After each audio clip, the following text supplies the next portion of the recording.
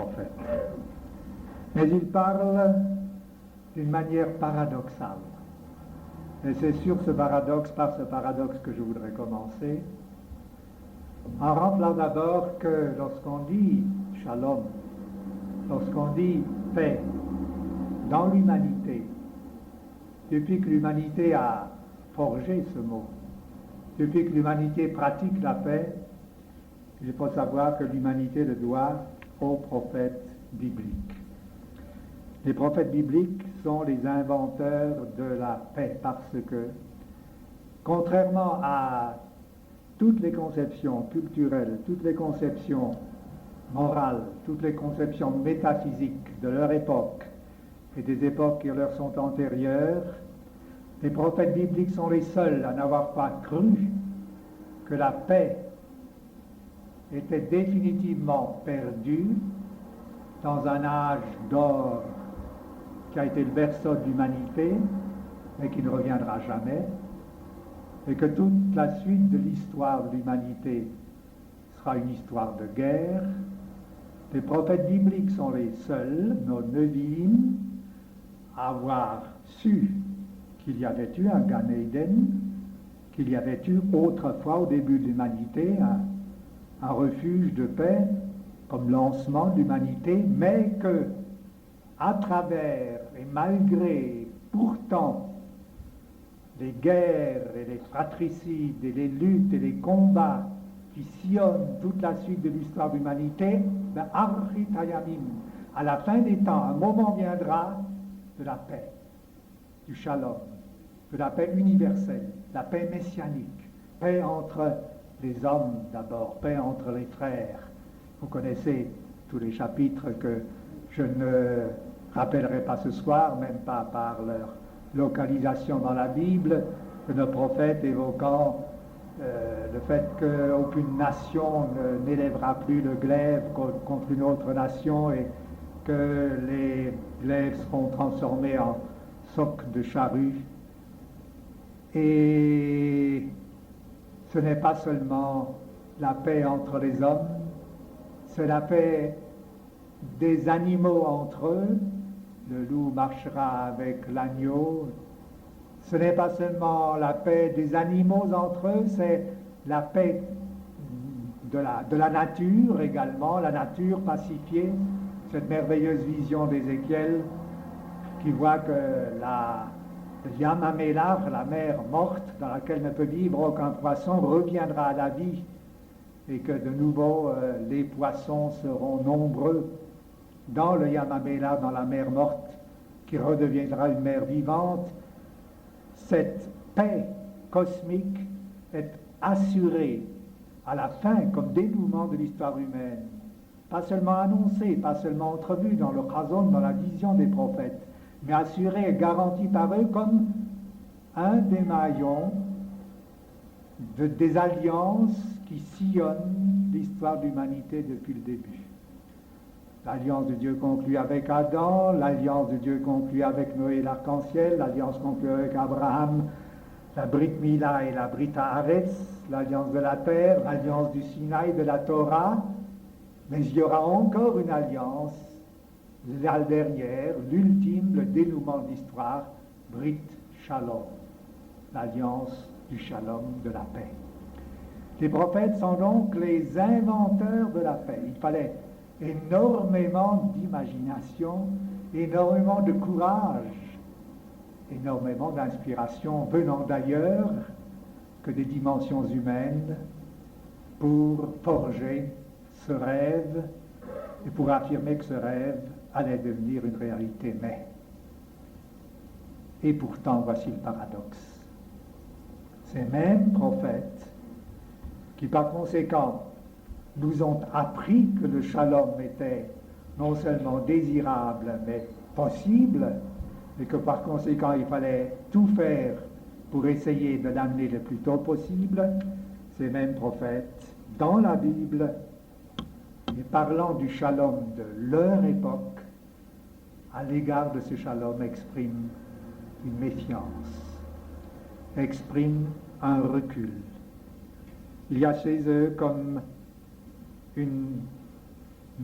un manque de confiance dans leur propre vision, et ce manque de confiance, ils l'expriment à deux reprises, deux d'entre eux, Jérémie et Ézéchiel, deux contemporains, d'une manière extrêmement forte et frappante. Jérémie au chapitre 6, verset 14, Ki miktanam ad gdolam, kulo botsea betsa, umina vivat kohen, kulo ose shaker.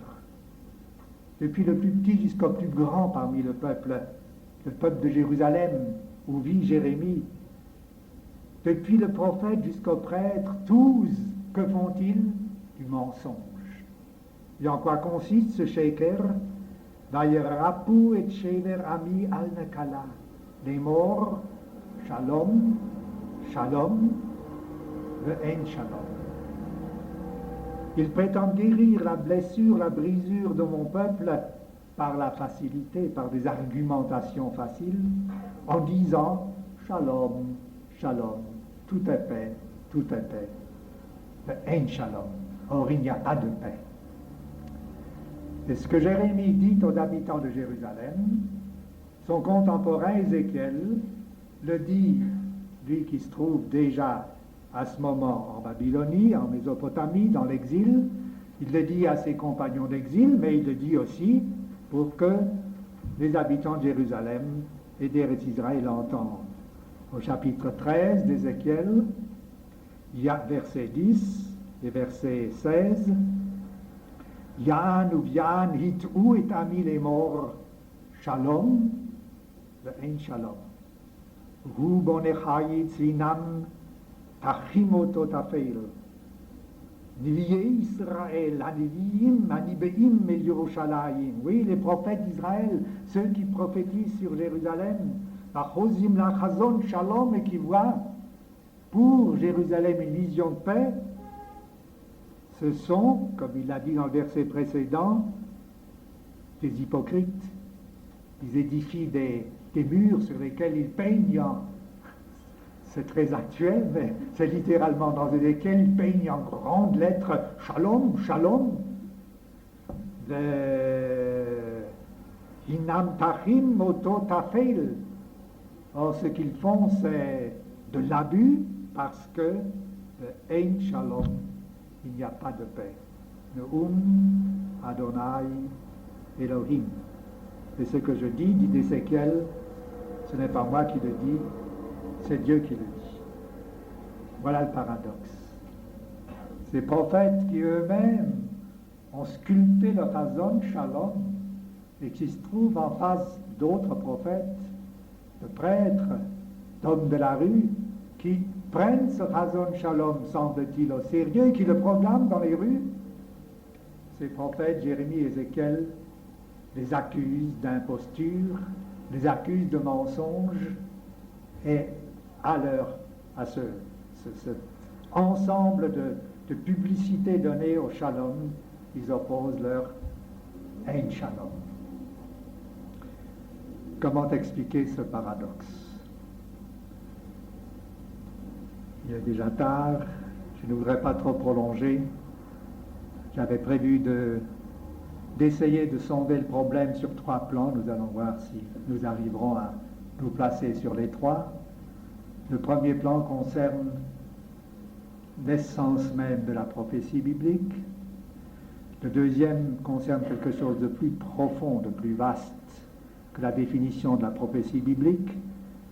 Il concerne toute l'éthique biblique de la guerre, la manière dont la Bible a forgé une charte morale de la guerre, de l'opposé du shalom, de Milchama.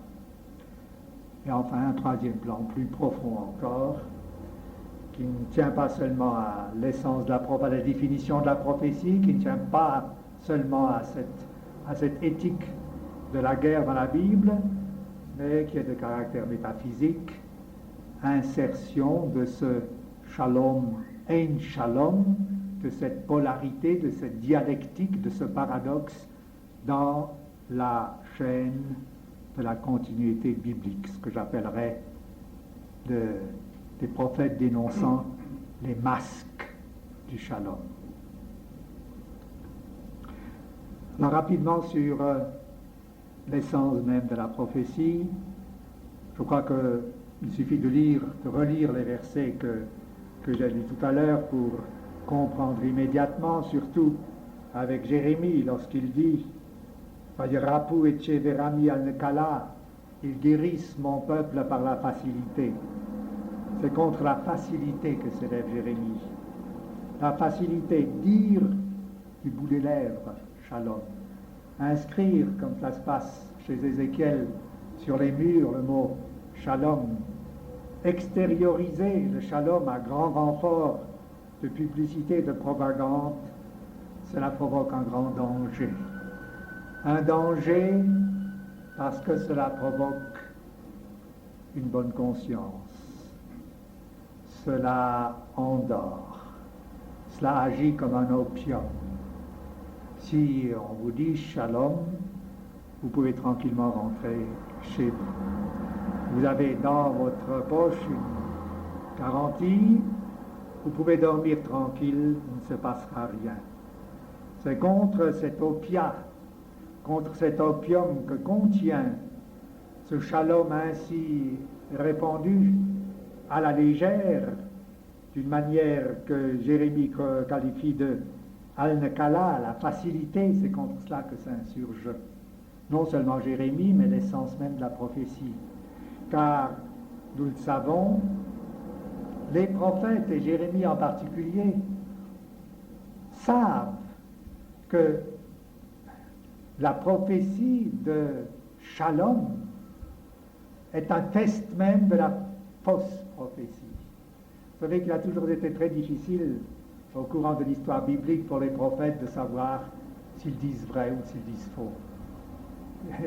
Dieu ne se prononçait pas tous les jours comme pour le prophète Élie sur le mont Carmel. Et même là, l'expérience, je n'entre pas dans les détails, était très risquée. Et Élie devait savoir que si Dieu n'avait pas répondu, Dieu était quand même Dieu. Hachem ou Elohim, qu'il réponde ou qu'il ne réponde pas. Mais le prophète qui entend une voix qu'il sait divine, se demande s'il s'agit bien de Dieu qui lui inspire cette voix ou s'il ne s'agit pas d'un rêve, s'il ne s'agit pas d'une illusion, s'il ne s'agit pas d'une imagination, s'il n'a pas puisé, comme le font effectivement les faux prophètes, cela en buvant du vin dans une liqueur, dans la frénésie, des prophéties bien connues dans l'Antiquité, prophéties grecques, prophéties phrygiennes, etc. Et alors, par quels critères savoir où est la vraie prophétie, où est la fausse prophétie? Il y a beaucoup de critères, mais l'un de ces critères, et qui trouve son expression la plus plastique, la plus historique et concrète, au chapitre 28 de la prophétie de Jérémie, lorsque Jérémie se trouve en face d'un autre prophète, Hanania, un prophète de Jérusalem, un prophète de Dieu, Hanania ben Azur Hanavi, Asher Gibeon Bebeit Hashem, qui était attaché au temple de Gibeon, aux portes de Jérusalem, dans la maison de Dieu, dans le temple de Dieu, et qui annonce le contraire de ce qu'annonce Jérémie. Jérémie annonce la catastrophe prochaine pour Jérusalem, inéluctable, le En Shalom, et se dressant contre Jérémie, Hanania annonce le Shalom. La paix viendra, elle viendra rapidement, et il faut s'atteler aux tâches de la paix dès maintenant et tout faire pour que cette paix vienne. Alors se déroule un dialogue dramatique et pathétique entre Jérémie et Hanania, et effectivement Jérémie dit Amen, Amen, mais que la paix vienne, je ne demande pas mieux, verset 6, Amen, Kenya Hashem, mais que je ne veux rien d'autre que la paix seulement. Sache bien, Hanania, que Arshmana Davarazé, Hanviim Asher Hayu Lefanai Lefanecha Min Haolam, Hayinavu Il Haratzot Rabot Vamamlachot Gdolot, le Milchama, ou le Ra'a, ou le Daver, tous les prophètes vrais qui nous ont précédés, dans toute la lignée des prophètes bibliques depuis le premier jusqu'à nous, ils étaient vrais quand ils prophétisaient le malheur, la guerre. Hanavi, Asher Yinavei le Shalom, Bevo deva Hanavi, Yivada Hanavi. Mais le prophète qui prophétisait la paix, n'était accepté comme prophète de vérité que lorsque sa prophétie se réalisait, mais pas avant. Donc, dans la critériologie de la prophétie, il y a présomption de vérité pour le prophète de non-paix, pour le prophète de la catastrophe, et il y a présomption de mensonge pour le prophète de la paix. Pourquoi? C'est simple à comprendre. C'est toute la différence entre la prophétie biblique, la prophétie, mettons ici, de Jérémie, et celle de Cassandre, prophétesse grecque, qui annonce, elle aussi, le malheur. Troie sera détruite. Que se serait-il passé pour Cassandre si Troie n'avait pas été détruite? Elle se serait déchiré les vêtements, elle se serait suicidée. Parce que elle aurait su, on aurait su, tous auraient su qu'elle était une fausse prophétesse. Jérémie, lui, annonce la destruction de Jérusalem. Jérusalem sera détruite. Que se serait-il passé si Jérusalem n'avait pas été détruite par Nabuchodonosor? Jérémie aurait jubilé. Il aurait chanté un psaume. Il aurait dit Amen, Amen, Hodou Hashem Kitov, Kilolam Chazdo, parce que ce n'est pas autre chose qu'il voulait, en prophétisant la catastrophe, que voulait-il atteindre? La conscience des hommes, du peuple, les réveiller, empêcher que par la facilité de l'opium, du shalom annoncé, les gens ne s'endorment tranquilles. Oh, le shalom viendra, nous n'avons rien à faire. Non, je vous annonce la catastrophe. Pourquoi? Pour que vous fassiez teshuva, pour que vous fassiez votre examen de conscience, pour que vous restiez en éveil, pour que votre conscience ne s'endorme pas. Et alors, par ce mouvement de retour de teshuva, l'espoir peut exister que Jérusalem soit sauvée. Et c'est à cet espoir que je m'accroche. Et c'est cela le débat entre Jérémie et Hanania. Hanania qui dit Shalom, et dont Jérémie saura à la fin du chapitre effectivement que c'est un faux prophète, parce que son Shalom, c'est de l'opium pour le peuple. Alors que le Ein Shalom de Jérémie, c'est un coup de sonde dans la conscience profonde pour que cette conscience reste en éveil. Ceci au niveau de la définition générale de la prophétie. Mais j'ai dit qu'il y avait quelque chose de plus profond encore dans ce paradoxe des prophètes qui ont créé la vision du shalom, et seuls dans toute l'humanité à l'avoir créé, et qui cependant disent face à ceux qui annoncent le shalom, Ein Shalom. Il s'agit là de ce que j'appelais tout à l'heure l'éthique biblique de la guerre. Je voudrais poser une question que je n'ai pas encore soulevée jusqu'ici. Une question que j'aime toujours soulever dans mes méditations bibliques. Je la trouverai souvent dans mes livres. Il me paraît très important de savoir, lorsqu'on parle d'une notion tirée de la Bible, quand le terme qui désigne cette notion apparaît pour la première fois dans la Bible. Parce que quand il apparaît pour la première fois, c'est comme une lumière qui s'allume. C'est un signe. Hein? Cette fois-ci, nous avons un mot que nous ne possédions pas jusqu'ici encore, et puisque ce mot, puisque toute la Bible est révélée, ce mot vient d'en haut. Par conséquent, il y a un fragment du ciel qui nous est transmis sur terre à partir de ce moment. Alors, la question est la suivante. Où dans la Bible, dans le Tanakh, apparaît pour la première fois le mot shalom? Et question subséquente, où dans la Bible apparaît pour la première fois le contraire du shalom, le mot milchama? Voyez-vous les réponses? Ah, vous voyez le quiz biblique, hein? Il faudra encore vous entraîner avant de nous entraîner avant de nous présenter au Chidon Tanakh. Mais des journées comme celle de la journée biblique de la Mitzvot doivent justement servir à des entraînements de ce genre. Bien, le mot shalom apparaît pour la première fois dans la Bible au chapitre 15, verset 15 du Sefer Bereshit, tout de suite après la première apparition du mot Milchama, au verset 2 du chapitre 14 de Bereshit. Et ceci à propos d'Abraham. C'est avec Abraham qu'apparaît pour la première fois la polarité Shalom, Milchama. D'abord, il y a Milchama. Abraham est l'homme de la paix. On attendrait d'abord qu'apparaisse Shalom avant Milchama pour Abraham. Mais non. Abraham passe d'abord par l'épreuve de Milchama au chapitre 14. Ce n'est pas lui qui déclenche la guerre. Ce sont les rois de Mésopotamie qui déclenchent la guerre contre le roi des quatre rois, avec à leur tête sans doute Hammurapi, contre les 5 rois de la vallée de Sodome. Ils prennent Sodome, ils font prisonnier Lot, le frère, le neveu, Abraham, et alors Abraham décide d'entrer dans cette guerre. Il décide d'entrer dans cette guerre, et vous le savez pourquoi, il décide d'y entrer parce que Yishma Abraham qui Nishba Achiv. Son frère Lot a été fait prisonnier, son frère Lot est en danger. Abraham sait qu'il n'a pas le droit de rester indifférent devant le danger de son frère.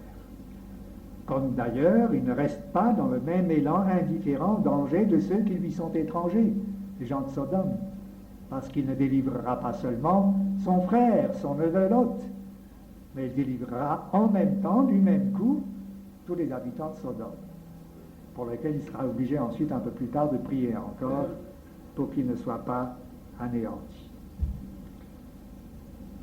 Et cette guerre dans laquelle Abraham entre, après décision personnelle, par initiative personnelle, sans que Dieu lui ait rien communiqué à ce sujet, sans que Dieu lui en ait donné l'ordre, loin de là.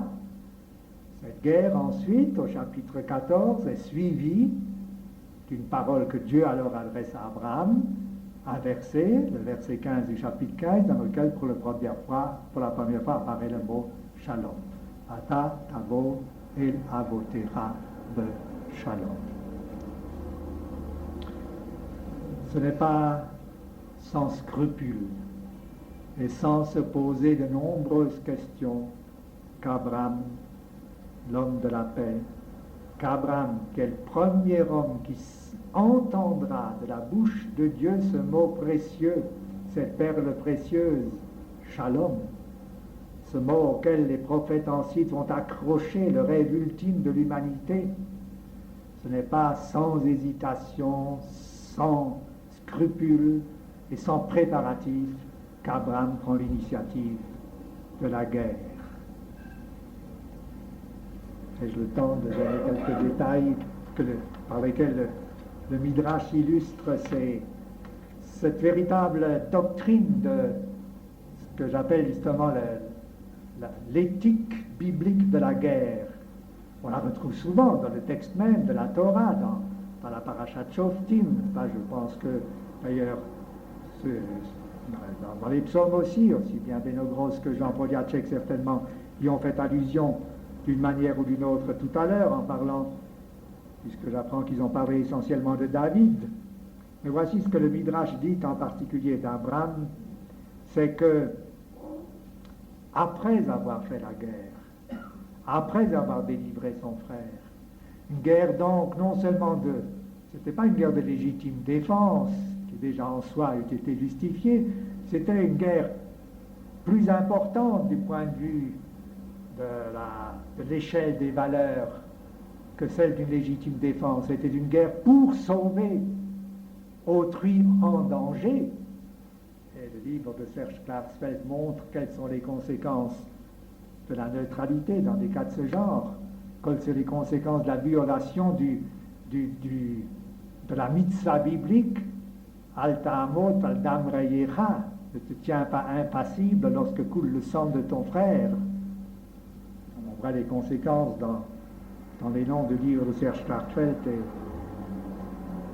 dans d'autres listes de tous ceux qui ont disparu et aussi dans nos soldats qui sont tombés parce que parce qu'on est resté indifférent lors de nos guerres, notre guerre d'indépendance et notre guerre de 6 jours, et notre guerre de Kippour et les autres guerres que nous avons menées, que nous sommes obligés de mener encore. Abraham se dit après cette guerre, qui donc, selon la morale naturelle même, et même si Abraham n'avait pas été l'homme élu par Dieu, même s'il n'était pas un homme biblique, s'il était un homme tout court, Abraham aurait dû se trouver justifié d'avoir entrepris cette guerre. Et cependant, le Midrash place dans sa bouche: avais-je véritablement le droit d'entreprendre cette guerre, puisque Dieu lui dit ensuite, au début du chapitre 15, Achar advarim haele, arach hirurei devarim shayuba Abraham, après une tempête sous le crâne d'Abraham, Dieu lui dit: Altira Abraham, ne crains rien Abraham. Que craignait-il?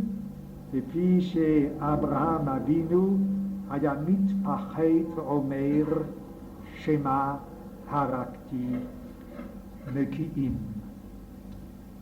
Abraham se faisait des reproches et se disait peut-être que dans cette guerre que j'ai menée jusqu'au bout, dans laquelle j'ai remporté la victoire, et qui était une guerre légitime, j'ai peut-être quand même tué.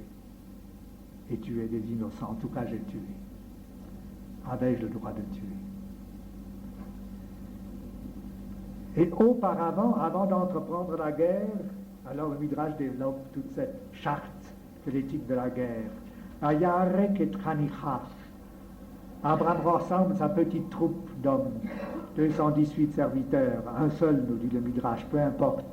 Mais c'était ses élèves, Tranichaf, ceux auxquels il avait toujours enseigné depuis qu'il les avait agrégés à lui, qu'il fallait Oev Shalom, Rodeh Shalom, qu'il fallait aimer la paix, suivre la paix, courir après la paix, ne connaître d'autre idéal que la paix. Alors, Vayarek et Tranichaf, il les a guidés. Il leur a dit: écoutez, maintenant le moment est venu où tout ce que je vous ai dit sur la paix ne vaut plus. Il faut prendre les armes et faire la guerre. Notre frère est en danger de mort, il faut aller l'aider, fût-ce au prix de la violence, fût-ce en prenant les armes. Vayarek et Tranichaf, le Midrash dit encore: Bichlezayin horikan, Bavanim tovot margoliot horikan, Parashat Shotrim horikan. Il les a remplis, premièrement, d'armes. Il les a armés. Il n'a pas laissé ses troupes aller à la guerre sans avoir pris toutes les dispositions pour que l'armement leur assure la victoire. Pas seulement pour délivrer ceux qui étaient prisonniers, mais aussi pour les protéger eux, pour protéger les soldats, les vies humaines des soldats, de ces soldats. Et puis, Parashat Shotrim, il leur a lu cette paracha qui n'apparaîtra que plus tard sous la plume de Moïse dans la Parashat Shotrim. Quiconque a peur, qu'il rentre chez lui. Quiconque dans ses premières années de fiançailles, de mariage, qui vient de construire une nouvelle maison, qu'il rentre chez lui. Quiconque a la moindre appréhension de ne pas pouvoir tenir sa place dans ce désastre moral qu'est la guerre, qui n'essaye pas de se faire violence et de se consacrer à la violence, qu'il rentre chez lui. Et puis, il leur dit encore: Eitzei lifnechem ve'epol al kiddush shemo shel makom. Celui qui ira en tête de notre troupe, c'est moi, Abraham. C'est moi le capitaine, et c'est moi qui marcherai à la tête. Et si je devais tomber, eh bien vous saurez que je suis tombé al kiddush Hashem, comme Kadosh. C'est l'exemple qu'Abraham voulait donner de ceux que nous appelons justement les Kedoshim, qui ne sont pas seulement les martyrs des persécutions, mais qui sont aussi nos soldats qui tombent dans la guerre. L'exemple, vous le savez, de nos officiers de Tsahal qui disent Acharai, suivez-moi. Ils n'ont pas d'officiers d'autres armées qui restent dans leur QG et qui envoient des soldats à la boucherie en front. Ceci, Abraham l'avait mûrement médité, ceci c'était encore une fois la tempête sous le crâne d'Abraham avant d'entreprendre, de décider cette guerre et après l'avoir faite. Et nous retrouvons ce souci, nous retrouvons cette tempête sous un crâne chez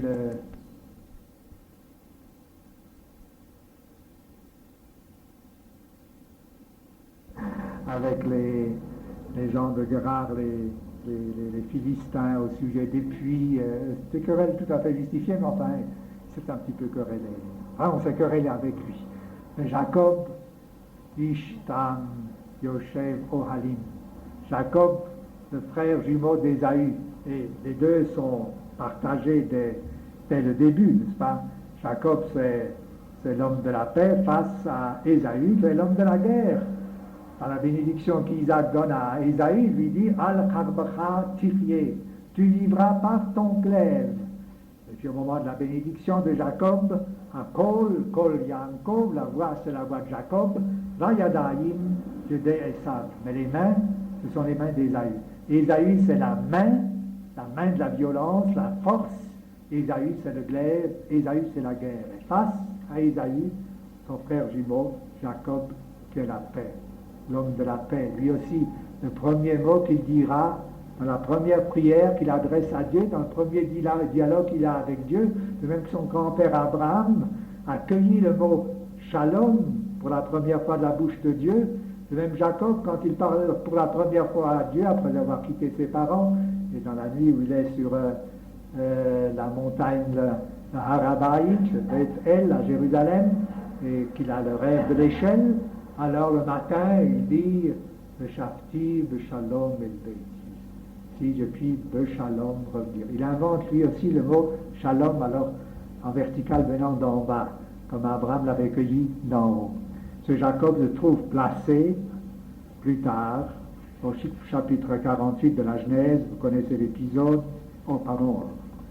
chapitre 37 de la Genèse, vous connaissez l'épisode, devant le crime commis par Lévi et Shimron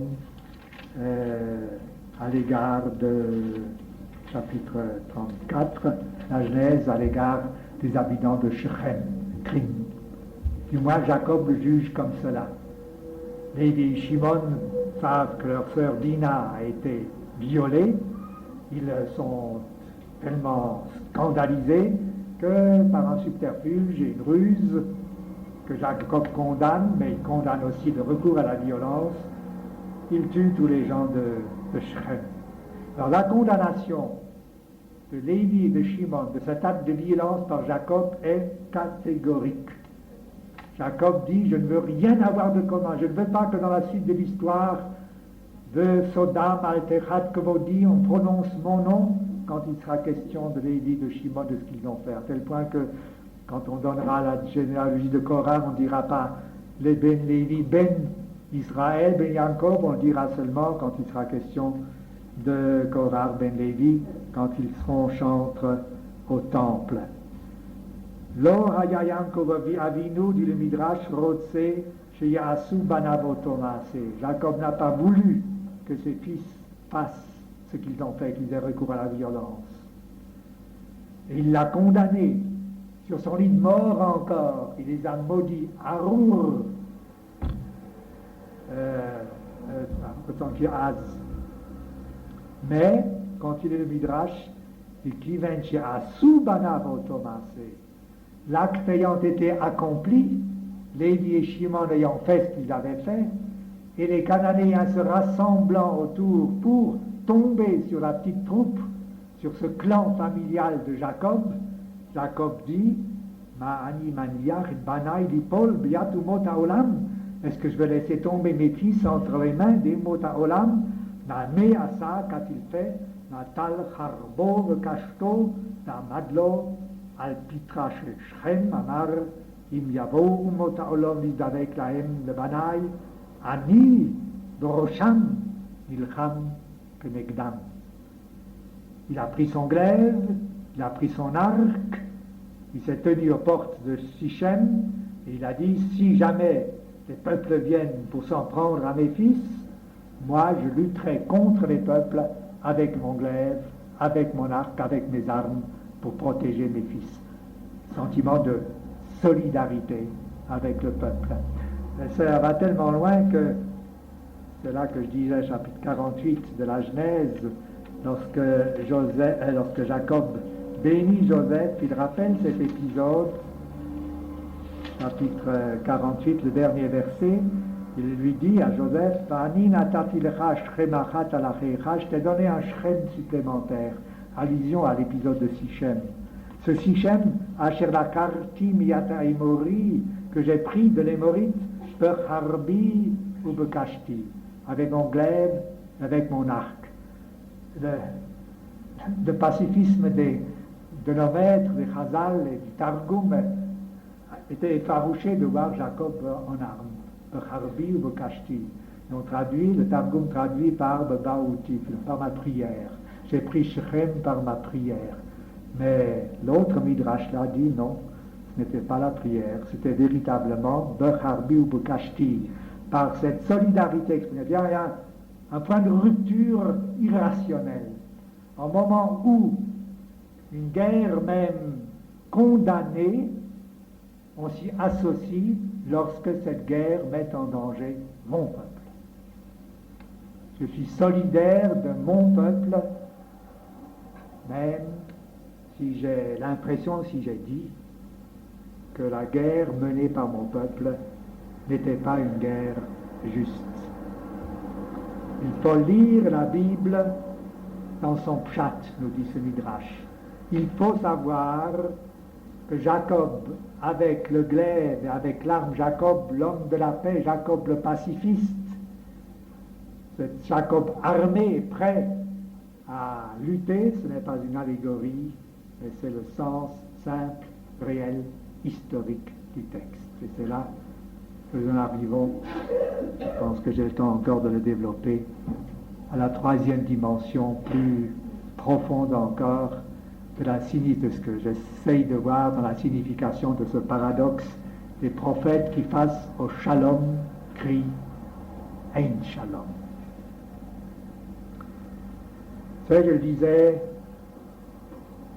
le devoir de l'homme biblique, des Juifs que nous sommes, insérés dans la chaîne de la continuité biblique, de savoir que le shalom prend des masques, qu'il y a des pièges dans le shalom, que tout shalom n'est pas shalom, et que le shalom parfois recouvre une milchama, une guerre pire que la guerre sans masque. Nous venons de quitter Jacob, de pacifiste, que j'appellerais pacifiste ontologique par essence même et par naissance. Et nous avons parlé au début de Jérémie, de pacifiste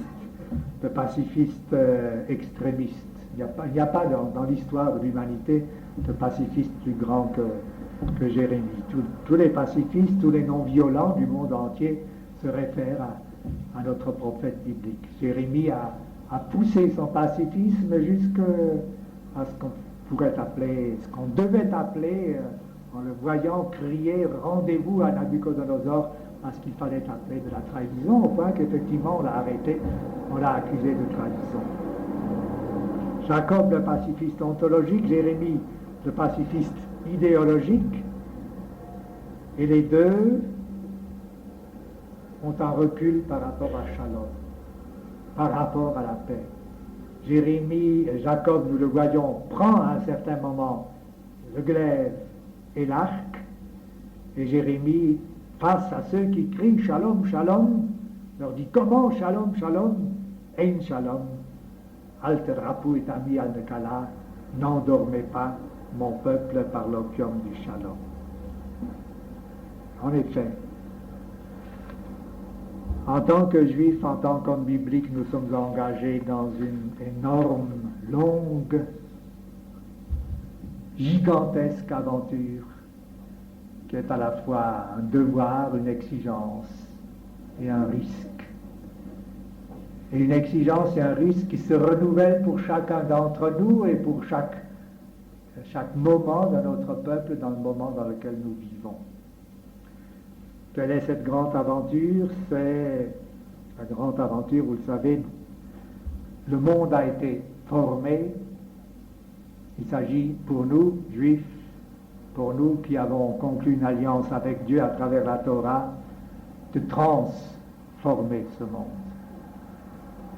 Le monde a été formé par Dieu, c'est la tâche de l'homme de le transformer, de le transcender. Il y a une première transformation à opérer, c'est celle, alors là nous entrons dans le domaine de la gematria, de la valeur numérique des termes bibliques. Il est important, disais-je tout à l'heure, de savoir quand un terme apparaît pour la première fois dans la Bible, parce qu'alors il nous est donné pour toujours, mais il est important de savoir aussi que chaque mot biblique a une valeur numérique qui exprime quelque chose qu'il met en rapport avec un autre mot qui a la même valeur numérique. Tout au début, le mal surgit, semble-t-il, du Nachash, du serpent, dans le Gan Eden. Et tout à la fin, le bien viendra du Mashiach, du Messie. Mais Nachash et Mashiach ont la même valeur numérique. Comptez, Nachash, c'est facile à compter, 358. Et Mashiach, c'est un peu plus difficile, mais on y arrive aussi, c'est aussi 358. La tâche de l'homme biblique, notre tâche, c'est de transmuter le Nachash en Mashiach. C'est d'amener un monde qui a été maculé par le Nachash à devenir le monde messianique. C'est d'offrir au Mashiach le monde, c'est d'offrir à Dieu le monde que nous aurons transformé de telle sorte que il sera devenu le monde lui-même sera devenu le Mashiach. Au-dedans de cette gigantesque aventure qui forme le cadre général de l'exigence qui nous est proposée par la Bible, il y a alors des aventures secondaires. Mais ces aventures secondaires sont évidemment aussi importantes et parfois plus contraignantes encore et plus dramatiques et plus tragiques pour nous que cet immense devoir d'aller recueillir les étincelles perdues dans le mal éparpillé à travers le monde, de les restituer à la lumière primitive et de les donner en gerbe au Mashiach. Alors l'une de ces tâches secondaires mais fondamentales, c'est celle qui concerne notre méditation de ce soir, c'est que, je le disais, le shalom prend un masque aussi. La valeur numérique de shalom, c'est 376, et 376, c'est la valeur numérique de Esav. Ésaü, l'homme de la guerre. L'homme auquel son père, en le bénissant, a dit « Al-Harbacha Tirché » tu ne vivras que par le glaive, tu ne vivras que par la guerre. C'est le grand-père d'Amalek. C'est le grand-père de celui contre lequel il nous a été ordonné de lutter. Milchama Lachem Ba'amalek, Midor le dor de génération en génération. Et Esav, le mot Esav, dans sa valeur numérique, si vous le voyez, si nous le regardons, si nous le comptons, si nous comptons à Esav, il nous dit Shalom. Il ne nous dit pas Milchama, il nous dit Shalom. Vous comprenez l'allusion, oui. Je crois qu'il n'est pas nécessaire de mettre les points sur les i et de mettre sur le mot Vayisha Keihu, quand Jacob retrouve de nouveau, après la nuit de lutte avec l'inconnu, avec le Ish, son frère Ésaü, et que Ésaü court à la rencontre de Jacob et qu'il l'embrasse, Vayisha Keihu, il lui donne un baiser, il y a des points sur ce mot Vayisha Keihu. Ce sont des points sur les i. Et nos maîtres disent précisément pourquoi y a-t-il des points? Parce qu'on ne saura jamais si ce matin-là, Ésaü a véritablement embrassé Jacob de tout son cœur fraternel, ou si, comme toujours, il était Ésaü Shalom, l'homme qui embrasse. Mais ce n'était que sa géométrie, sa face extérieure. en profondeur. C'était le glaive qu'il voulait enfoncer chez Jacob, et en réalité, il l'a mordu en lui offrant son baiser. Voilà la troisième dimension dans laquelle se situe ce paradoxe. Voilà, je crois, comment on peut et il faut comprendre tout un enchaînement dans notre histoire. Ce n'est pas par hasard que c'est de Rachel sortira Binyamin, qui est appelé à la lutte contre Amalek par Shaoul, par Mordechai. Ce n'est pas par hasard que Jérémie parlera de Rachel pleurant sur ses enfants avec des accents tellement émouvants. Jacob, Jérémie, les deux pacifistes, le pacifiste ontologique et le pacifiste idéologique, tous les deux, l'un, celui qui perd sa Rachel bien-aimée, et l'autre qui entend cette Rachel bien-aimée pleurer dans son tombeau sur la route de Bethléem. Les deux entendent dans la voix de Rachel la voix de son fils Binyamin, auquel il a été imparti de lutter contre Amalek. Les deux pacifistes entendent, savent que le mot shalom, que la notion shalom comporte des pièges, que ce mot, que cette notion prend des masques. Nous sommes engagés, immergés dans cette aventure. Nous ici ce soir, nous le peuple d'Israël.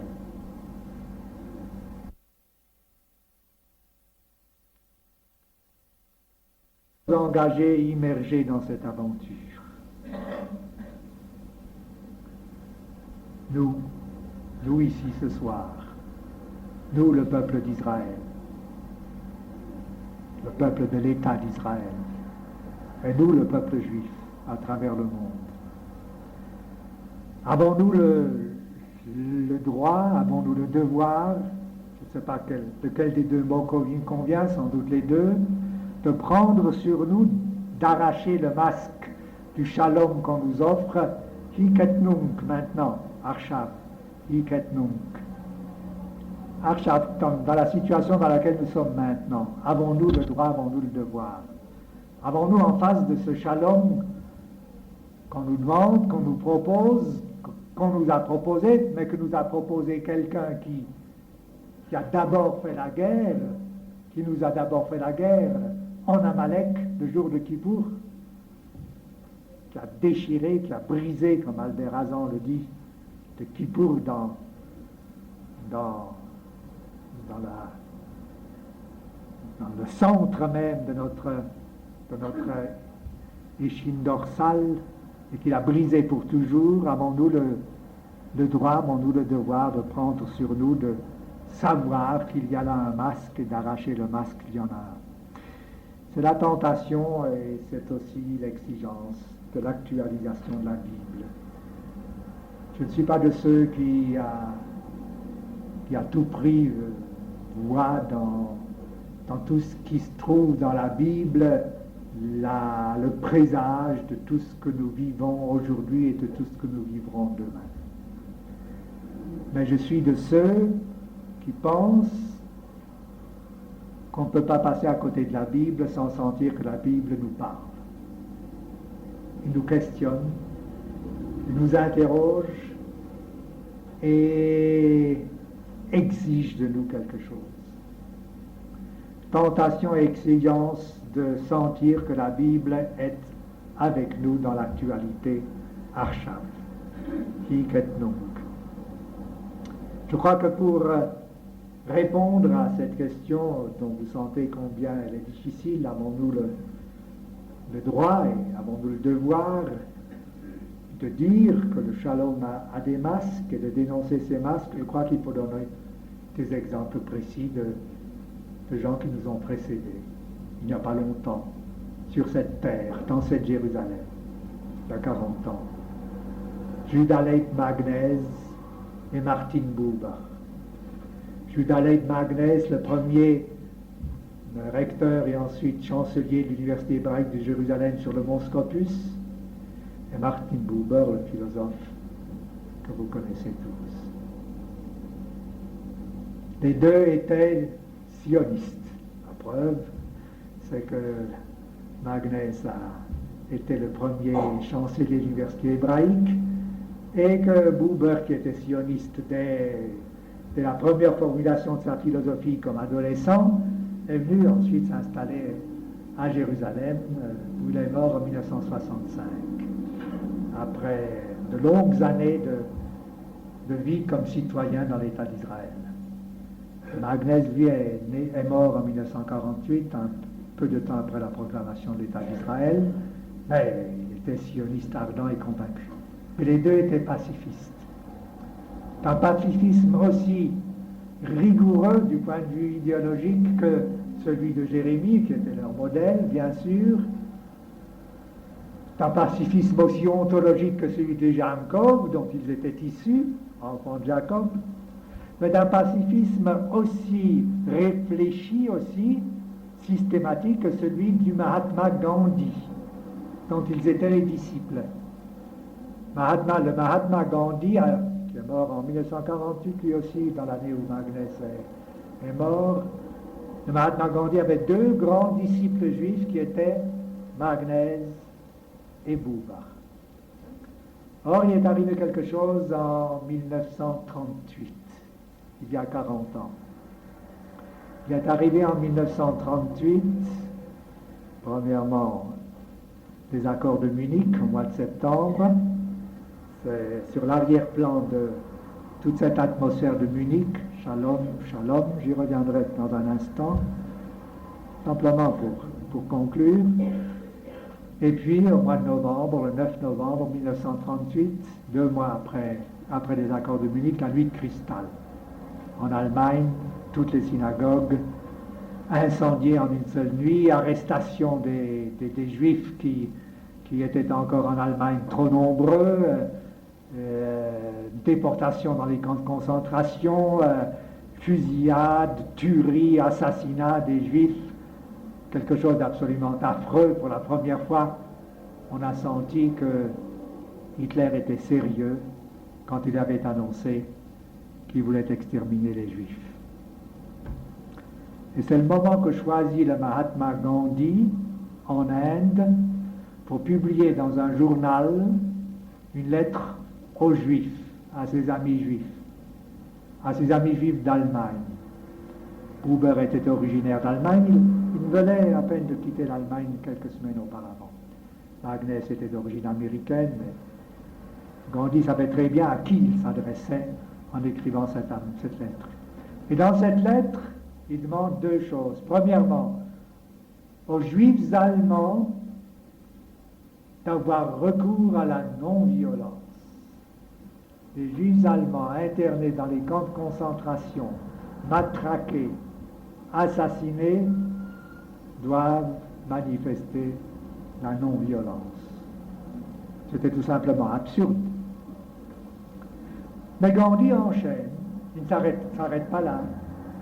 Non seulement il lance un appel aux Juifs allemands d'avoir recours à la non-violence face à leurs persécuteurs nazis, mais encore il dit « Et je demande aux Juifs qui sont venus en Palestine depuis la déclaration Balfour et depuis l'appel au début du sionisme, d'abandonner immédiatement cette terre prise aux Arabes et de rentrer chez eux. » Pour les Juifs allemands en particulier, qui depuis 1933 ne trouvaient de refuge justement qu'en Palestine, toutes les autres portes leur étaient fermées. Le livre blanc britannique ne paraîtra qu'en 1939, une année après. La Palestine était le seul pays dans lequel les Juifs qui pouvaient échapper encore à l'Allemagne pouvaient entrer sans avoir à payer des sommes absolument exorbitantes que ne possédaient que quelques privilégiés pour aller en Amérique ou en Australie ou en Cuba. C'était le seul pays qui leur était ouvert. Celui-là, ils devaient le quitter parce qu'ils l'avaient pris aux Arabes pour entrer en Allemagne, à Dachau, à Buchenwald, dans l'enfer nazi. Ça demandait une réponse, puisque c'était une lettre à ses amis juifs. Martin Buber a répondu par une lettre ouverte à Gandhi, qui a été publiée en janvier 1939, et Yehuda Leib Magnes a répondu par une lettre ouverte à Gandhi, qui a été publiée le même mois. C'est une lettre dans laquelle ces deux pacifistes, ces deux disciples de Gandhi, se tournent vers leur maître. Et quoi? Que font-ils? Que disent-ils? D'abord, ils répondent comme vous avez vous-même répondu en entendant parler Gandhi. Ils lui disent de demander aux Juifs d'Allemagne d'avoir recours à la non-violence, mais c'est absolument absurde.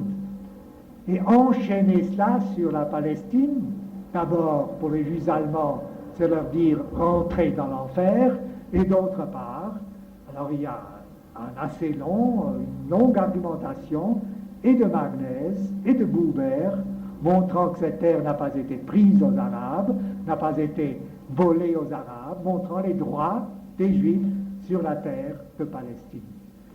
Ces deux pacifistes, à ce moment-là, se révoltent contre leur maître, Gandhi, et redeviennent, dans l'absolu, les sionistes qu'ils ont toujours été, et à ce shalom, que leur lance Gandhi, répondent Ein Shalom. Comme Jérémie, comme Ézéchiel, comme Abraham, comme Jacob, on pourrait leur appliquer à Buber et à Magnès au XXe siècle véritablement tous les détails des Midrashim que je vous ai dit tout à l'heure. L'histoire n'est pas finie. Oui, bravo pour Magnès et pour Buber. Ils méritent bien les applaudissements, et c'est vrai. Mais c'était des lettres adressées à Gandhi. Le Mahatma Gandhi, à ce moment, était en pleine possession de sa forme physique. Il voyageait beaucoup, il allait à Londres dans les réunions de Sa Majesté pour participer à ces pourparlers qui devaient mener 10 années plus tard, dans des circonstances tragiques que l'on connaît, à l'indépendance de l'Inde, la même année où a été proclamée l'indépendance de l'État d'Israël, et à l'assassinat aussi de Gandhi. Bien quelle a été la réponse de Gandhi? La réponse de Gandhi à ses deux disciples juifs, Martin Buber et Yehuda Leib Magnes, qui n'étaient ni vous ni moi, mais qui étaient Buber et Magnes, sa réponse a été de ne pas leur répondre. Il n'y a jamais eu de réponse de Gandhi à ces deux lettres. Plus, pendant les années 1939, 1940 à 1945, années dont témoigne le livre de Serge Klarsfeld, entre tant d'autres, dont témoigne Yad Vashem et dont témoigne Auschwitz, pendant ces années, Gandhi n'a pas eu, pas plus que le pape Pie XII, une parole pour crier, pour protester, ni un geste pour aider. Les Juifs de Rennes étaient trop préoccupés par les affaires de l'Inde.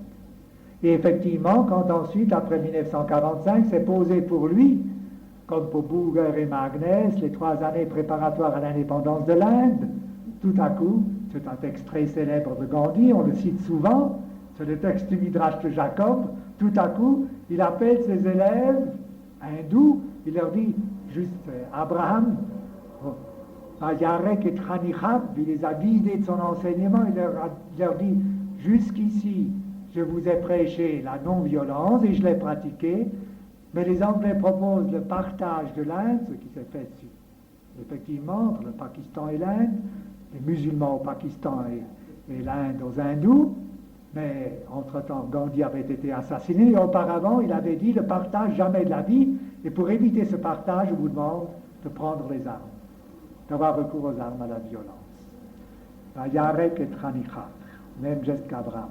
Donc Gandhi portait parfaitement en lui tout le potentiel de ce refus du shalom.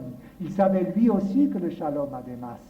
Et quand le moment crucial était venu, non crucial, c'est pas le terme, quand le moment de l'exigence de la mitzvah était venu, il a su que le shalom était le piège et qu'il fallait avoir recours à la légitime défense à la violence pour se défendre et à la violence pour protéger son peuple. Mais 10 années auparavant, il ne semblait pas encore l'avoir su, et il a laissé Buber et Magnès, dans leur perplexité, dans leur anxiété, poursuivre ce chemin sur lequel nous sommes engagés aujourd'hui encore, avec tout notre peuple, ce soir aussi, petit noyau dans l'ensemble de notre peuple. Jérémie dit, ne consolez pas mon peuple al-Nekala, ne réconfortez pas mon peuple par la facilité. C'est pas facile d'être juif, c'est pas facile d'être juif dans la guerre, c'est pas facile d'être juif dans la paix. Nous sommes à un carrefour, nous sommes à le parachat de Rachim, nous avons à choisir, c'est une exigence, il faut choisir. Je pense que notre devoir, c'est de réfléchir à tout ce que j'ai essayé de vous dire, c'est de nous laisser inspirer par des exemples lointains d'Abraham, de Jacob, de Jérémie, d'Ézéchiel, des exemples plus proches de nous, de Buber et de Magnès, et c'est de répondre alors à la question soulevée par